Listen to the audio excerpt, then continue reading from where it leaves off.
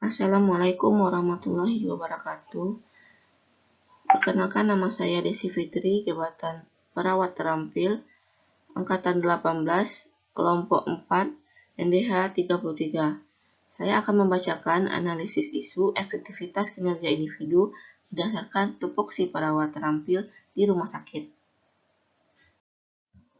Isu adalah sesuatu yang ada atau disadarinya suatu fenomena atau kejadian yang dianggap penting dapat menjadi penarik perhatian orang banyak sehingga menjadi bahan yang layak untuk didiskusikan. Daftar masalah atau identifikasi isu.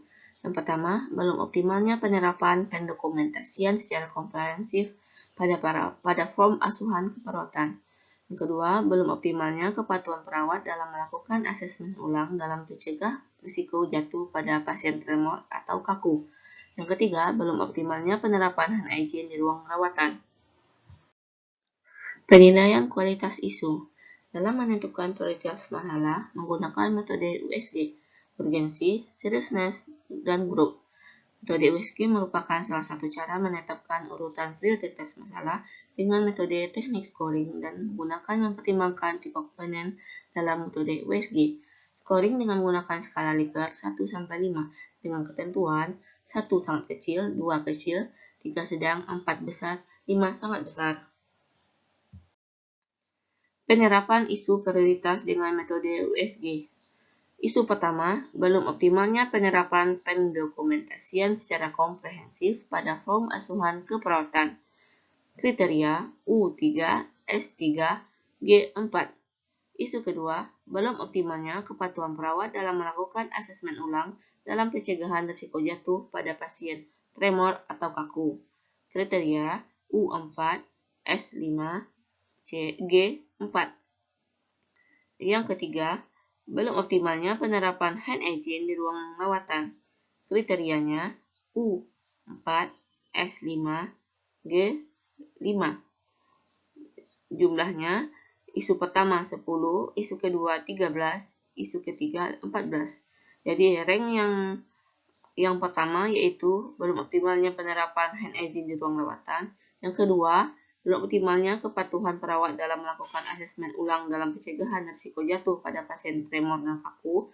Dan ketiga yaitu belum optimalnya penerapan pendokumentasian secara komprehensif pada form asuhan keperawatan. Menganalisa akar masalah dengan metode Fishbone. Faktor materialnya, sarana dan prasarana hygiene kurang memadai dan strategis. Faktor man, kurangnya motivasi dan sudah merasa aman. Faktor metode, tidak menggunakan hand hygiene 6 langkah dengan benar. Faktor mesin, air aliran wastafel kurang bersih dan memadai dan kadang-kadang mati. Sehingga teridentifikasi masalahnya belum optimalnya penerapan hand hygiene di ruang rawatan. Menemukan pemecahan masalah dengan metode SWOT.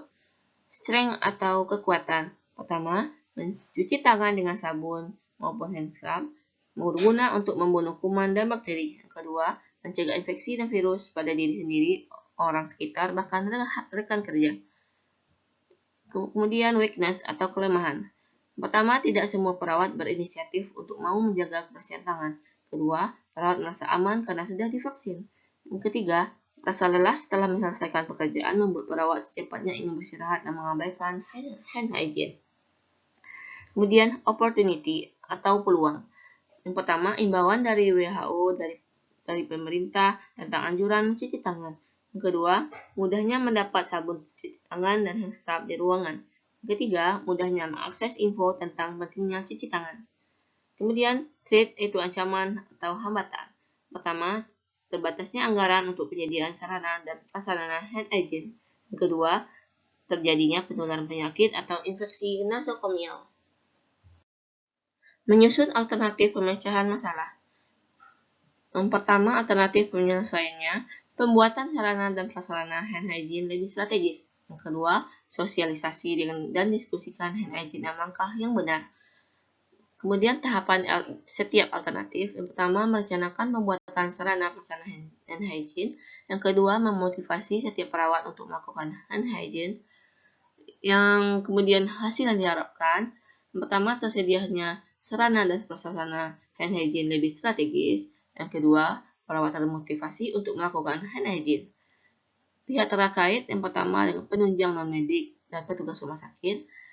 Yang kedua, petugas rumah sakit khususnya di ruangan.